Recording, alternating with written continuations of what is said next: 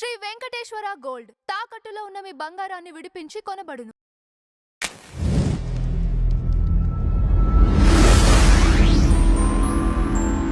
నమస్కారం జయకుమార్ గారు. నమస్తే. ఈరోజు ఫిల్మ్ టాపిక్స్లోకి వెళ్ళినట్టయితే త్రిష కేసులో అతను నాగేంద్ర గారికి క్షమాపణ చెప్పడం జరిగిందిగా. క్షమాపణ చెప్పాడు.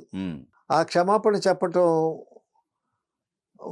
ఆ ఉదంతం అంతా ఏంటంటే, ఇప్పుడు త్రిష ఇప్పటికీ చాలా గ్లామరస్గా ఉంది, చాలా డైట్ మెయింటైన్ చేస్తుంది, చాలా గ్లామరస్గా ఉంది, చాలా చార్మ్ అలాగా పోలేదు.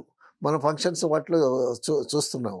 అయితే ఈ విజయ్ అనేటటువంటి వాడు వటుడింత అన్నట్టు ఎస్ఏ చంద్రశేఖర్ అని డైరెక్టర్. ఎస్ఏ చంద్రశేఖర్ కొడుకు ఇతను. ఎస్ఏ చంద్రశేఖర్తో నేను ఒక తెలుగు ఫిలిం వర్క్ చేశా, కో డైరెక్టర్గా చేశా. ఎస్ఏ చంద్రశేఖర్ దగ్గర అల్లరి వయసు అని ఒక సినిమా డైరెక్ట్ చేశాడు తెలుగులో. ఆయన దానికి ఆయనకి తెలుగు రాదు కాబట్టి తెలుగు కాస్త తెలిసిన కో డైరెక్టర్ కావాలంటే నన్ను సజెస్ట్ చేశారు, మోదుకూరి జాన్సన్. నేను వెళ్ళాను, చేశాను. సో ఆయన వైఫ్ ఏమో తెలుగు, ఈయన తమిళియన్, వైఫ్ తెలుగు. ఆవిడ ఫాదర్ ఏమో నీలకంఠం అని వాహిని స్టూడియోలో ఫ్లోర్ ఇన్ఛార్జ్.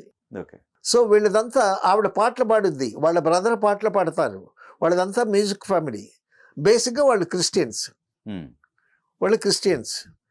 తర్వాత ఇతను ఎస్సీ. ఎవరు? విజయ్ అనే అతను ఎస్సీ, ఫాదర్ ఏమో క్రిస్టియన్. ఇప్పుడు ఎస్సీ అయినంత మాత్రాన క్రిస్టియన్ కావాలని ఏం లేదు, అతను ఎస్సీలాగా ఉన్నాడు.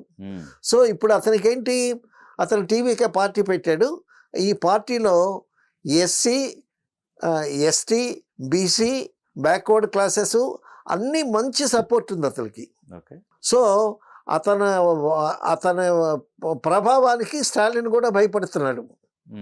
పార్టీ ఎలా ఉంటుందో ఇంత ప్రపంచం. అతను పార్టీ పెడితే అనూహ్యంగా వచ్చారు, జనప్రపంచం వచ్చింది,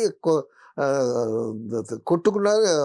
అక్కడ ఒత్తిళ్ళు కొంతమంది చనిపోయారని కూడా ఉన్నారు. అది కూడా కోర్టులో కూడా వేశారు. సో స్టాలిన్ అతనికి భయపడి మగవాళ్ళకి కూడా ఫ్రీ బస్సు అరేంజ్ చేశాడని విన్నాను నేను. అది ఎంతవరకు నిజమో మనకు తెలియదు.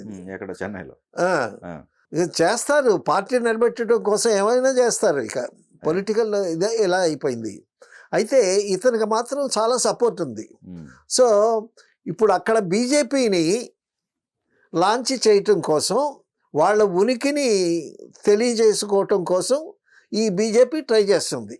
ఇప్పుడు బీజేపీ ప్రతి చోట, తెలంగాణలో ట్రై చేస్తుంది, ఆంధ్రాలో ట్రై చేస్తుంది, తమిళనాడులో కూడా ట్రై చేస్తుంది. ఎక్కడ ట్రై చేసినా సరే తమిళనాడులో మాత్రం తమిళియన్స్ ఆ పార్టీలు తప్పిస్తే, ముఖ్యంగా ఇంతకుముందు అన్నాదురై దగ్గర నుంచి ఎంజీఆర్ దగ్గర నుంచి కానీ రెండు పార్టీలు ఉండేవండి తమిళనాడులో. ఒకసారి ఈ పార్టీ వస్తే రెండోసారి ఆ పార్టీ వస్తుంది, నెక్స్ట్ టైం ఈ పార్టీ వస్తుంది. అలాగా వాళ్ళు బీజేపీ పార్టీని డెఫినెట్గా రానివ్వరు. తర్వాత బీజేపీ హిందీ సపోర్టర్స్, వాళ్ళు యాంటీ సపోర్టర్స్ తమిళనాడు.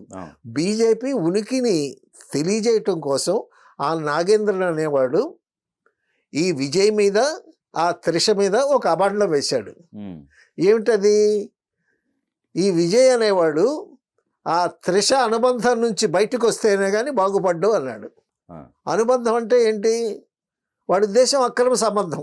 అక్రమ సంబంధం అనేటటువంటి మాట వాడకుండా అనుబంధం అన్నాడు. అయితే త్రిష రియాక్ట్ అయింది అక్కడ. ఇప్పుడు ఆడమనిషి కదండి, త్రిష రియాక్ట్ అయింది. ఇతను కూడా రియాక్ట్ అవ్వచ్చు, ఇతను కూడా కేసు వేస్తాను అనొచ్చు. అసలు ఇద్దరు కలిసి కేసు వేస్తామంటే అది ఎలా ఉండేదో. ఇప్పుడు త్రిష నేను కోర్టుకు వెళ్తాననేసరికి వీడు నాగేంద్రని భయపడ్డాడు. ఈ బీజేపీ లీడరు భయపడి క్షమాపణ చెప్పాడు. ఉనికి కోసం చేసేటటువంటి ప్రయత్నంలో ఒక మాట వదిలేడు. కాముగా ఉంటే ఇతను అనుకున్న మాట నెరవేరేది. ఏ సంబంధం లేకపోతే కాముగా ఎందుకుంటారని కూడా తర్వాత మాట్లాడవచ్చు అతను. అదే క్షమాపణ చెప్పకుండా. ఇప్పుడు ఏంటంటే కోర్టుకు వెళ్ళేసరికి మళ్ళీ ఇప్పుడు కోర్టు కూడా చాలా స్ట్రిక్ట్గా ఉన్నాయి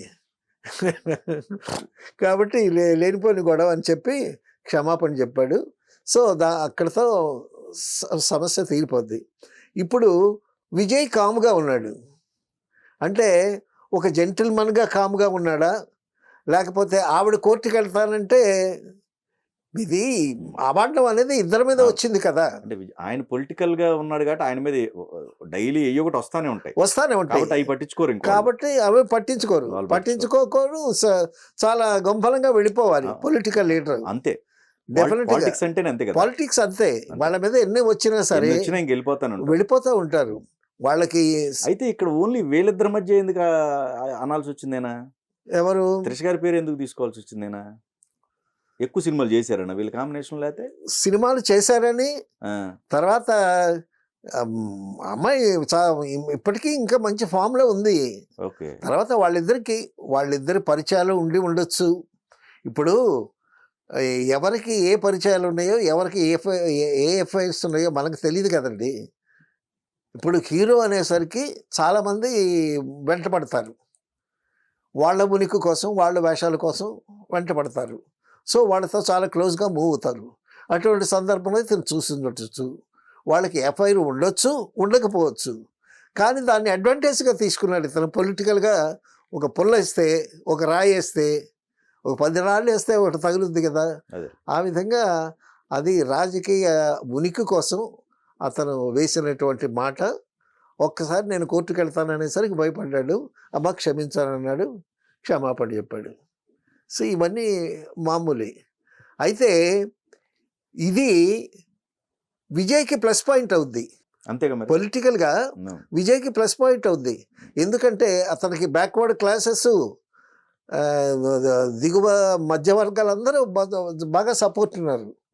సో ఫ్యూచర్లో అతని పార్టీ రాజకీయాల్లోకి వస్తుందేమో అనేటటువంటి కలవరం కూడా ప్రస్తుత గవర్నమెంట్కి ఉంది. ఉండవచ్చు అనే దానికన్నా ఉంది అని అనుకోవాలి మనం. సో ఈ విధంగా రాజకీయ ఉనికి కోసం ఎవరి తెప్పలు వాళ్ళు పడుతూ ఉంటారు.